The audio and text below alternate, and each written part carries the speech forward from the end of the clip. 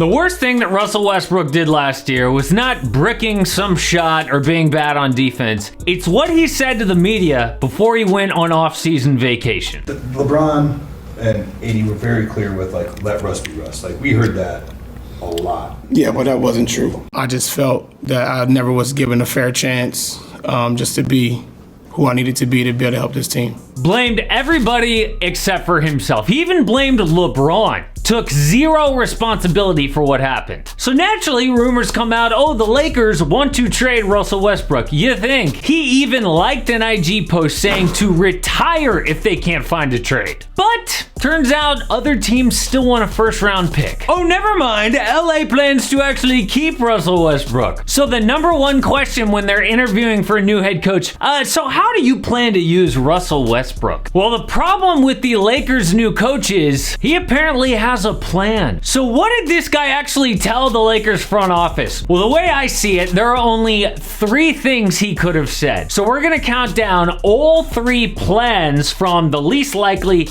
to the most likely. All right, so number 3 is, but first, guys, I am so excited that DraftKings Sportsbook is the sponsor of today's video. It is the best way to make the finals, which are already exciting, even better. Plus, they've got an amazing promotion for us. New customers can bet just $5 on any team and get $150 in free bets instantly. Like, it's that simple. You bet $5 on any team, you get $150 in free bets. DraftKings Sportsbook customers can also bet on the NBA with same-game parlays, so you can combine multiple bets in the same game for a much bigger payout. The more legs you add, the more money you can win. I'll show you how that works. I'm gonna click over to NBA, and I'm gonna click on a finals game, obviously, and I'm going to activate same-game parlays here. I'm just gonna go money line. I know that minus 175 probably isn't the best odds out there, but the fact that it's same game parlays, I will take that. Also, I think if the home team's gonna win, their defense is really gonna step up, and you can see the odds now plus 195. That is good. Also, if DraftKings Sportsbook is not yet available in your state, of course, DraftKings hosts huge daily fantasy contests every single day of the playoffs with millions up for grabs each week, and it is just as much fun. So download the DraftKings Sportsbook app right now. Use the promo code AMHOOPS to get that bet $5 on any team, get $150 in free bets instantly. It's that simple. That's promo code AMHOOPS. Thanks so much to DraftKings Sportsbook for being the sponsor. All right, so number 3 is just to send Russ home. And I know that sounds crazy, but this happens to a lot of vets. Like Goran Dragic, for example. He didn't even play for Toronto last year until they found a spot for him in Brooklyn. What about John Wall? He gets paid a ton. He doesn't play for Houston. He gets in the way of like their young guards getting minutes. Well, Russ just gets in the way of the Lakers getting wins. It probably would be best if he just wasn't there. They need a player who can set screens, make smart cuts, play defense, and shoot. You know, everything that Russ is not. And he's not going to change. I mean, listen to that press conference. He blames everybody else. Says they set him up to fail. What do you call LeBron moving to center, Vogel changing his defense to make up for Russ, or letting Russ start games and close games, even though he didn't deserve it? Everyone catered to Russ, but it didn't work. Running it back is a horrible option. Now, if they could agree to like a buyout or find a trade, I get it, but sending him home is a realistic plan.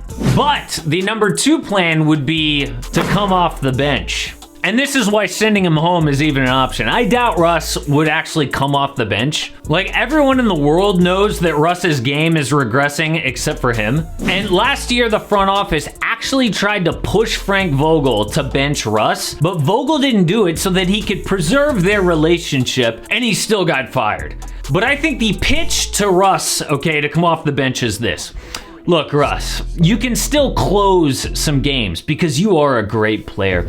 We just need like another elite guy on the floor when LeBron sits. I mean, you can like own the second unit and have like your own team kind of, like when you were in OKC or that second half of the season with the Wizards. Plus, you don't want to play with LeBron and AD. You end up just hanging out in the corner. You're so much better than that. And you're gonna face lesser competition and smash them. Put respect back on your name. And by the way, if Russ was smart, he would actually like that plan because he's about to be a free agent. If he wants to get another contract playing basketball, teams need to see him in a role. But again, he's probably too proud to come off the bench. Now, before we get to the number one plan, I do want to take another look at a trade. No NBA contract is untradeable. Maybe they're just bluffing, saying they're definitely going to hold on to Russ. I mean, LA is in such a horrible spot. I mean, right now, all these teams know that the Lakers are in a tight spot, so they're going to force them to give up a first-round pick. So the Lakers are just trying to flip that leverage. They're like, oh no, we'll keep Russ. You can't strong-arm us into giving up a pick. But secretly, it's gonna happen. And also, as the trade deadline gets closer, more teams are gonna want Russ. I mean, he's opting into a $47 million player option.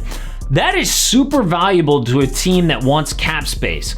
And the way this works, the reason expiring contracts are valuable is a team can send multiple rotation players for Russ, and then when the season ends, his money comes off the books and they've got all this cap space. More teams are gonna fall out of contention and start looking to next off season.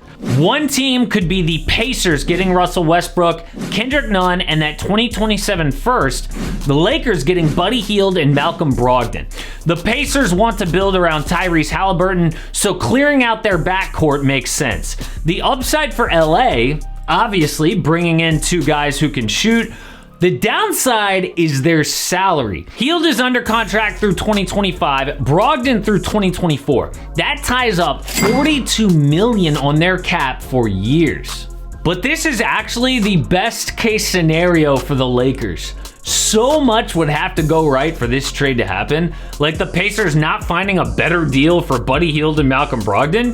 I think a more realistic trade is the Hornets get Russell Westbrook, the Lakers get Gordon Hayward and Terry Rozier. Charlotte does this not to play Russ next to LaMelo Ball, it's to clear up their cap. Rozier's 4-year, $97 million deal was a mistake. Hayward can't stay healthy and he's on the books for $61 million. If they get Russ, all that goes away in one season. The problem is that reports say LA does not want this deal, but it's the only way they can move Russ without giving up a pick. But the number one plan, and what I think Darvin Ham actually told them, is to surround Russ with shooters. Ham told the Lakers front office, guys, I had Giannis in Milwaukee, okay? Similar skill set as Russ, although at a much higher level. I know how to maximize this kind of player. Forget what Frank Vogel did. Remember how he played Russ with Dwight Howard and DeAndre Jordan? What an idiot! The Athletic actually showed how dumb that move was. With either Dwight or DJ, minus 9.4 net rating. Without a traditional center, minus 0.2. So actually, Russ is kind of right. He did kind of set him up to fail. So the plan will be to play Anthony Davis at center as much as possible, put LeBron in there sometimes, but also the front office has to get a stretch five. The perfect player is Brook Lopez. He is a 7-foot rim protector who can stretch the floor. That freed up the paint for Giannis to do his thing, and it puts a plus defender on the floor at all times. So who is the closest player to Brook Lopez that they could get? The top free agent is Mo Bamba. He just had the best year of his career, a great rim protector who shoots 38% from deep. The Lakers wouldn't mind giving him a long-term deal because he's only 24 years old. Dude is a restricted free agent, but I think the Magic would let him go, especially if they draft Chet Holmgren. Now this is probably not realistic because he's going to command a bigger salary than LA can give him. So number 2 is PJ Tucker. I know he's 37 years old, but he played small ball center on the Bucks championship run. He also played with Russ in Houston, and he's a 3-and-D player, which of course the Lakers need. Number 3 is Jalen Smith. The only way this happens is if he doesn't get the contract that he's hoping for. So like Malik Monk, he takes a short-year prove-it deal. The Lakers can offer the $6.3 million mid-level exception, which is not bad for one season in LA. Look, the problem with Darvin Ham is He apparently has a plan to solve Russ, and no one has been able to do that. Tell me which plan you think Darvin Ham should go with. Is it sending Russ home, forcing him to come off the bench, or trying to surround him with shooters?